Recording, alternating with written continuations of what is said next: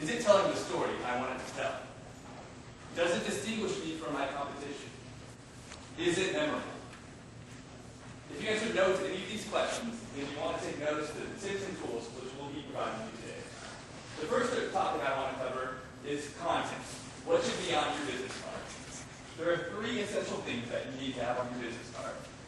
Now, I bet all of you have the first 2, but I bet hardly any of you have the last one.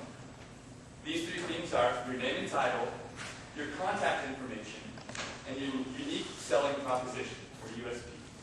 Now to begin, your name and title. Hopefully that was an easy part for you. Now, there's a few rule of thumbs with business cards, however. You don't need to publish your full name on the business card. Now, in my instance, my name is Michael Lumsden, but I can't tell you the last time someone called me anything other than Mike, both in and out of the workplace. So in my case, it would be perfectly acceptable for me to put Mike Lumsden on my business card. Additionally, you want to avoid the use of nicknames on your business card. Now, with the last name Lumsden, it's pretty easy for my friends to make fun of my last name. But do you really think I want to go up to a CEO of a Fortune 500 company with something that says Mike Lumpy Lumsden on it, or Mike Lumdizzle Lumsden? That's hardly professional. It's hardly a good first impression that I want to give out. And last, I want to talk about your title.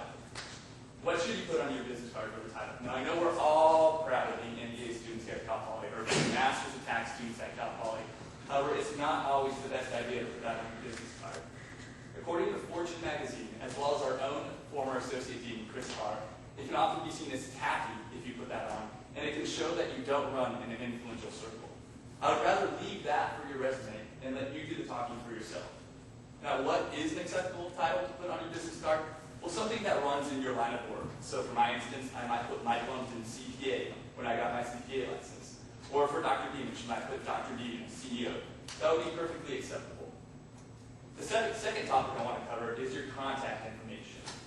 What should you be putting on your business card regarding this? Well, you want to use whatever your preferential form of contact is, whether it's an email address, a phone number, a website, or all of the above. Now, we have all seen with Rosso that you don't want to publish an email address that is a little less than pleasing to your audience. I definitely don't want to hand out something that says hotstuff86@AOL.com or ponies and flowers at yahoo.com. It's probably not the best first impression. You want to keep it simple, keep it professional. In my case, I can do mlumsden@gmail.com. It's not controversial. It doesn't have any negative connotations. It's plain. It's simple. The last topic I'm going to be addressing with you today is your unique selling proposition. And this is the most important piece of information on your business card, and I bet it's missing from almost all of yours. And why is it so important? Because it answers to your target audience, what's in it for me? What's in it for them?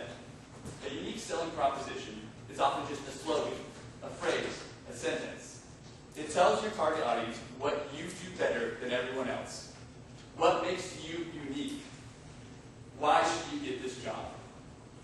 There have been many successful examples of USPs in the business world today. For instance, does anyone know what Domino's slogan is or their USP? What are they known? What are they famous for? Exactly. It's fresh, hot pizza delivered in 30 minutes or less, guaranteed. Or FedEx's is when it absolutely, positively has to be delivered overnight. These USPs have helped, catapult these businesses into the types of industry that they are today. And it can do the same for you on an individual basis. So the next time that you go to a networking event, reevaluate your business card. Does it have these topics that we've discussed today? If not, I suggest you craft a USP, which I imagine most of you are missing out yours, and keep these 3 things in mind. Who is your target audience? Who is your competition? And what are your goals?